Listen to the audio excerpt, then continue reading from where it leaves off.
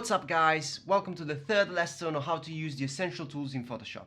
In this lesson we're going to talk about the selection tools. So let's jump in Photoshop. In this way we can analyze each of them. Okay guys, what we're gonna do, we're gonna check all the selection tool.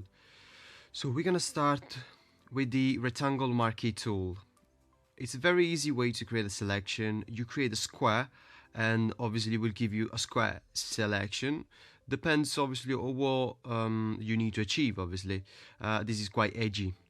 Now you got different option. Now when you click on the second option, you basically give the opportunity to the tool to add the extra selection to the selection that you just created. So for example, now you can see I just added these extra corners. Obviously this one instead, it will give you the opposite, so it will reduce the selection. And obviously with this one instead, what we've got is creating a selection within two selections. Now here what we've got is the Optical Marquee tool instead. What it does, instead of creating a square selection, it creates a beautiful circle shape for selections. So it gives you opportunity of creating a circle. Now when you've got the selection, you can click command, and this way you can move it around. What you can is quite nice. You can click different keys, which gives you the opportunity to create different things. Now by clicking Alt, it automatically gives me this minus option, where basically I'm removing selection. Instead, when I'm using the key, it gives me the opportunity to add a selection into it. When you need to deselect, instead you can easily press Command and D. What we also have is the Lasso tool. It's a bit easier tool to use. What you need to do is basically allow you to draw the selection.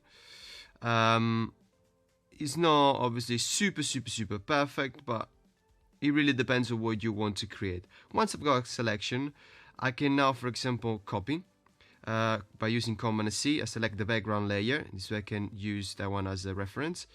And then I Command and V, so I apply the selection that I just done on the new layer. Now we're just gonna go back. This is what the Lasso tool is. Same tool. You can click Alt, in this way you remove, and you can press key to add, and you can also move it around. What is another tool is Polygonal Lasso tool. Polygonal, it's a little bit different. In this moment I'm adding, because it's setting to add, so I'm adding extra selection.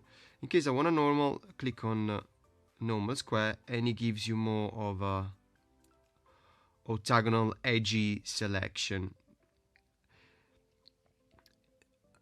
As soon as the little circle appears, it gives you the opportunity to close the selection. In case it doesn't happen, you can just press Command. In this way automatically give you that little reference. In this way you can close the selection. It's more for geometric obviously shapes. The magnetic lasso tool is quite interesting, because what it does is Photoshop. So what basically it does, it follows the colors, so it kind of identify what you want to select. So in this case, I'm just following the outline of the hair, and you can see that automatically tends to be magnetics and follow the color of the area. If you have a massive contrast within a subject, it will be a little bit easy for you to use this type of tool. Then what we got is the Magic Wand tool. The Magic Wand tool gives you the opportunity of creating a selection, a bit more of a quick selection of a specific area. See, now I'm clicking on the fringe area, and automatically it search the color that I've just picked, and it tends obviously to find the areas that incorporate that color. Now, how you can play around, at the moment I've got sample 1 point. So that means as soon as I click in one section, it takes 1 pixel as a reference, and it follows that. Okay, in case I put, for example, 101, it gives you the opportunity to select more pixel around that point. Now, what is quite interesting that makes your selection different is the contiguous, because now as soon as I don't have the contiguous and I click in one point, it takes more points, so 101, and it gives you the opportunity to select in more areas. Instead, with the contiguous, it analyzes the area around and it tends to create a selection that is a bit more reasonable.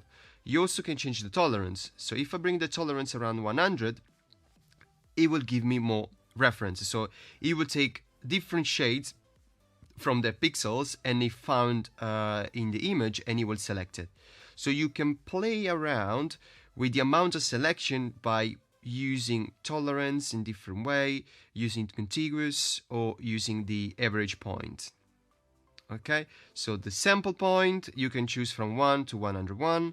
Then you can use the tolerance to amplify your selection, and you can use the contiguous to obviously be a little bit more restricted with your selection. So it gives you different options within the Photoshop. So very nice tool, I think, to use. Now, let me just take a little reference. So I now copy the skin color and then apply it. Now, when we go to the background layers and assemble all layers, this will give me the opportunity to select a reference point from one layer, and automatically it will select it into another layer as well. What you need to make sure is that you got contiguous not selected. Okay, so you got the option as well to select one point to sample in all layers. Instead, if you want to just work in one layer, you can deactivate it.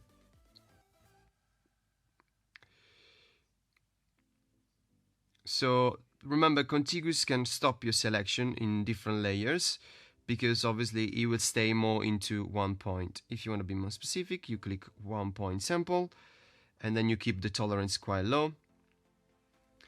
Contiguous unselect, sample all layer to select different areas of skin in different layers. In case we want to add, we just need to press the key. In case we want remove it, we just need to press Alt. This is about this magic wand. Then we got quick selection tool.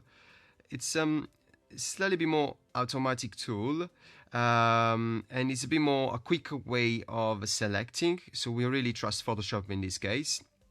You got plus, the normal one, and the minus. So you can drag it, keep the click button, and then I'm just drag the selection. You can use sample layers if you want. What it will influence the amount that you're selecting depends how big is the brush, and sometimes also how much you press on your tablet. So if your brush is smaller, if I want to remove, I press Alt with a small brush to remove the selection. So the reference again is how big, how small is your brush.